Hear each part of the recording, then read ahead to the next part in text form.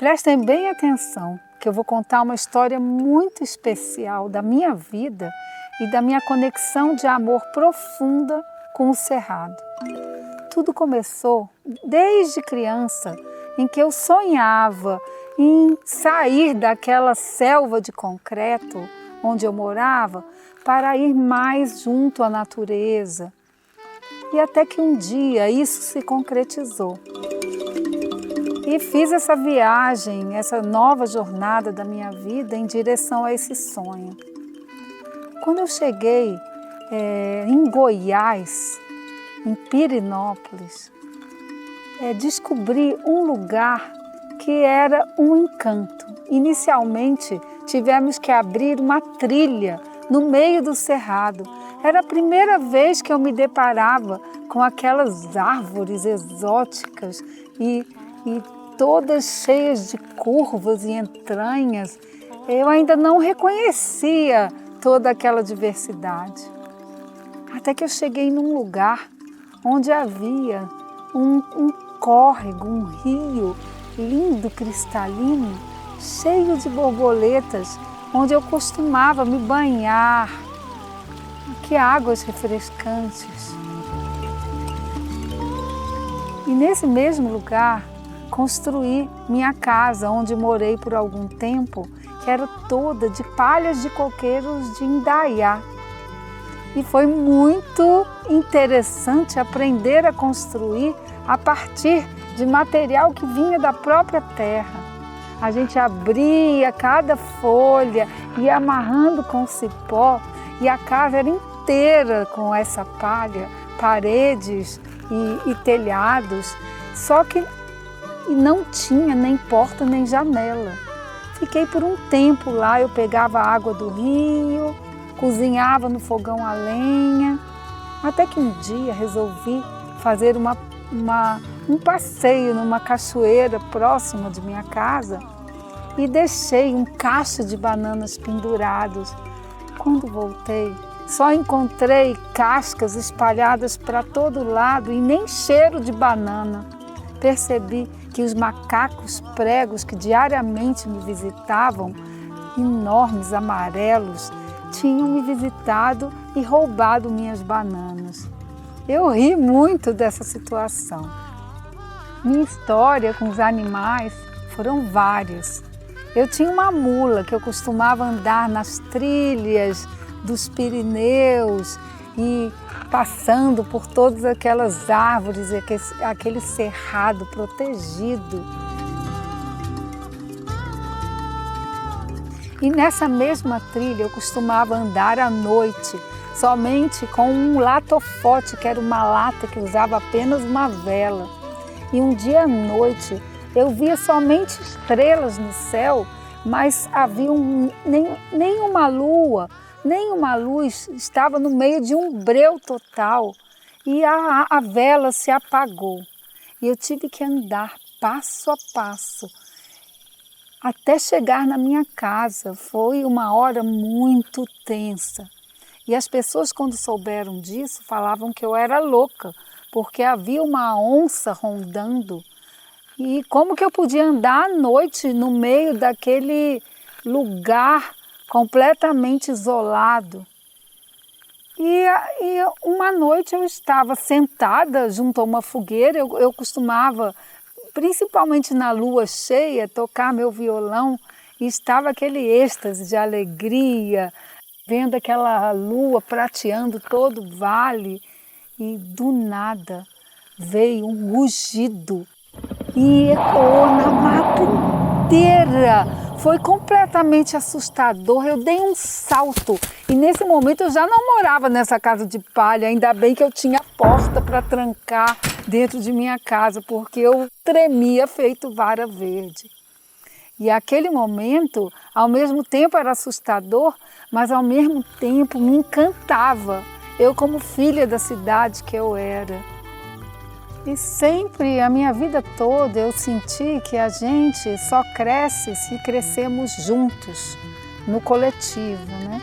Então sempre foi importante o desenvolvimento de algum trabalho social, interagindo com a comunidade local e resolvemos então construir uma escola.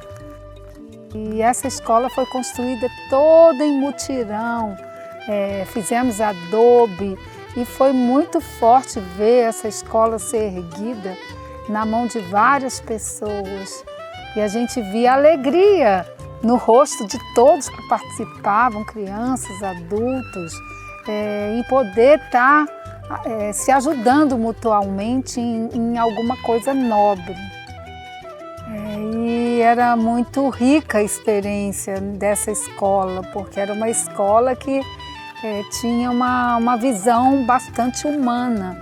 Então a gente trabalhava, por exemplo, a alfabetização através de teatro de bonecos, fazia teatro com crianças e jovens, e trabalhos manuais, artesanato, e com a troca entre as pessoas que moravam em torno, cada um colaborando de uma forma voluntária. E tinha também o plantio, que era uma coisa, uma experiência muito rica, né? De fazer as mudas, de ver as frutinhas crescerem, e fazer mutirão, e fazer horta, e ver que a terra, na medida em que você trabalha com ela dessa forma orgânica, respeitando ela, como que ela retorna mesmo com muita abundância. E essas frutas foram espalhadas por todo lugar e muitas pessoas se alimentaram dessas frutas, inclusive os animais, né? As raposas comiam os abacaxis e o lobo-guará, e todos os animais se desfrutavam dessa riqueza. E foi muita alegria conhecer a quantidade e a diversidade de frutos nativos que o Cerrado oferece. Desde o piqui, jatobá, guariroba, cagaita, caju, e assim vai uma fila imensa. E a experiência em Alto Paraíso, no bairro do Moinho, foi assim inesquecível. Uma comunidade muito amorosa, muito receptiva. E nesse local teve um momento que a gente fez uma brincadeira com os palhaços, e onde todos iam tocando música, e na época lá não tinha luz, então usávamos lampião, e aquele cortejo de músicos, palhaços, e a gente ia batendo de casa em casa. E era muito interessante, porque quando a gente batia na porta, as pessoas abriam e olhavam rápido, se assustavam, batia a porta e saíam correndo. Aí a gente batia a porta de novo e aos poucos as pessoas iam aderindo. E aquela fila de pessoas cantando e dançando, alegres, até a gente chegar na casa do Seu Mané. E Seu Mané, ele fazia uma rabeca. E aí teve um momento que todos os palhaços dançavam, cantavam e riam, e Seu Mané tocando aquela rabeca, o palhaço estrebuchando no chão porque tinha comido uma jaca inteira, e assim aquela alegria ficou plantada naquele lugar.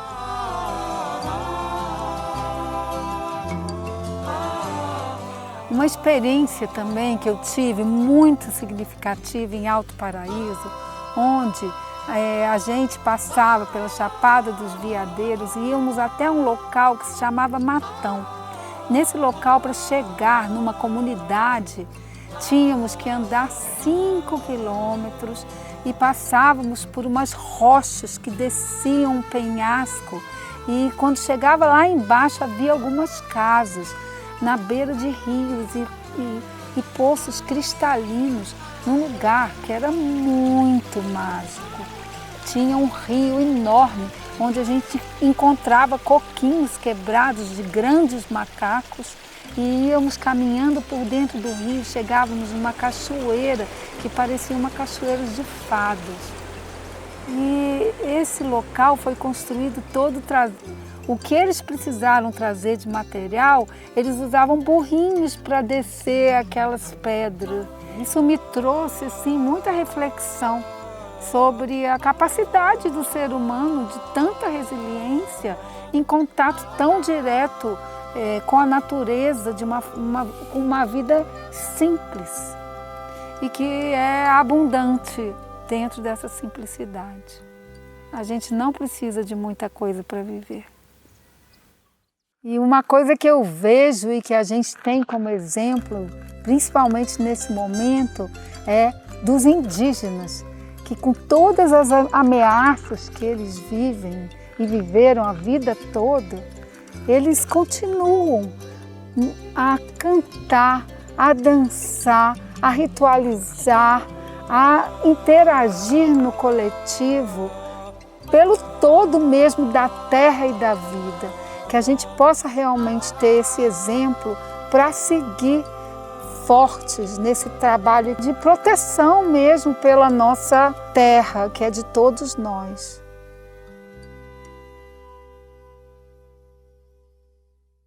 Com memórias tão vivas desse encanto de Goiás, encontrei Cerro, em Minas Gerais. As serras imponentes, campos de sempre viva a perder-se de vista, rios dourados, cristalinos com o chão de cristais. Tudo isso me fez ancorar minha vida nesse lugar sagrado. E da mesma forma que em todo o Brasil sentimos o ataque à Mãe Terra, Cerro pede socorro. Com a ameaça de mineradoras que avançam ilegalmente, que se entrarem acabarão com toda a riqueza socioambiental e cultural que está cada vez mais rara. E assim, o eu cerrado em tantas serras desfilam em minha lembrança que urgem pela proteção. Serra da Moeda, Serra do Gandarela, Serra da Calçada, Serra do Rola Moça e tantos vales e campos, planaltos e florestas no Brasil todo. Todos parte de um só corpo vivo que é a Terra. E se uma parte adoece, o planeta inteiro sente a dor. E nós, humanos, somos a Terra inteira. Somos natureza. E a cura que está sendo pedida começa dentro de nós, na consciência, no pensamento, em cada gesto do eu cerrado para toda a vida. Vem a água, saboreia a terra e vem o ar, harmonia pra vida saborear. Vem a água, saboreia a terra e vem o ar, harmonia pra vida saborear.